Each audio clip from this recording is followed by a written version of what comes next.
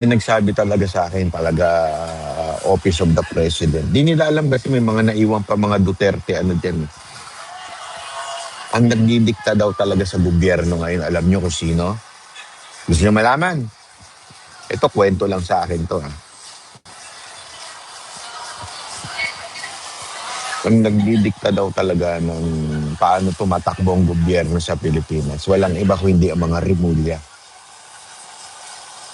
And if you would look at the situations and circumstances, kasi ganyan tayo eh. Pag may naririnig tayong chismis, titignan mo yung circumstances kung totoo ba.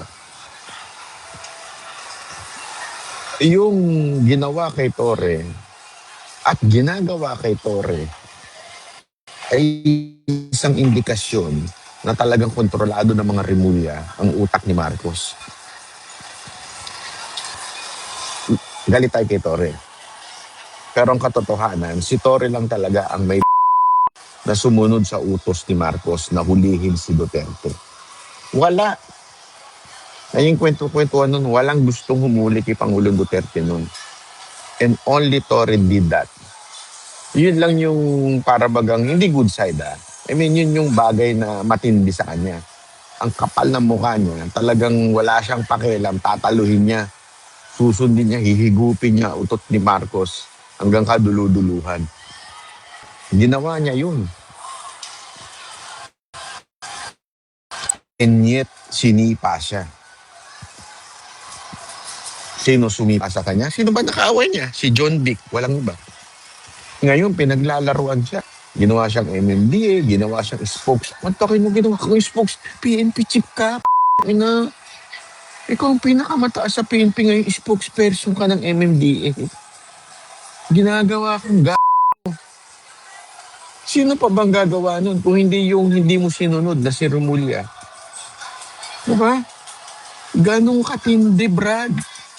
Ganon ang power ng mga Rimulya.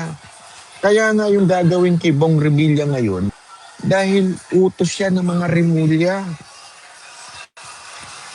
Pag kayo taga Cavite, alam nyo yan. Ramdam nyo yung wala na kasi sa Cavite ngayon, ang mga Rimulya, pinis na. Siyempre, si John Vic tatakbo na national. Kaya nagpapakitsang yan. Si Ombudsman Boying. Ayan, fixed term yan. So lalagpas ng 2028 yan. I think after 2028, may 3 to 4 years pa siya as ombudsman. So wala talagang naiwan sa Cavite. Dating nag-aaway yung Revilla at Rimulya sa Cavite. Pero nung nag-usap sila, gumawa pa nga ng sariling distrito itong mga Rimulya para sila ay maging congressman kasi hindi nila kaya mga Revilla. Maganda ang ginagawa ng mga Revilla sa Cavite. Ngayon, yung anak nila na mahinang nila lang, parang tutoy, parang hindi ito yung nakulong walang kwenta, mahina. Para lumakas, kailangan nilang pahinain ng mga Revilla.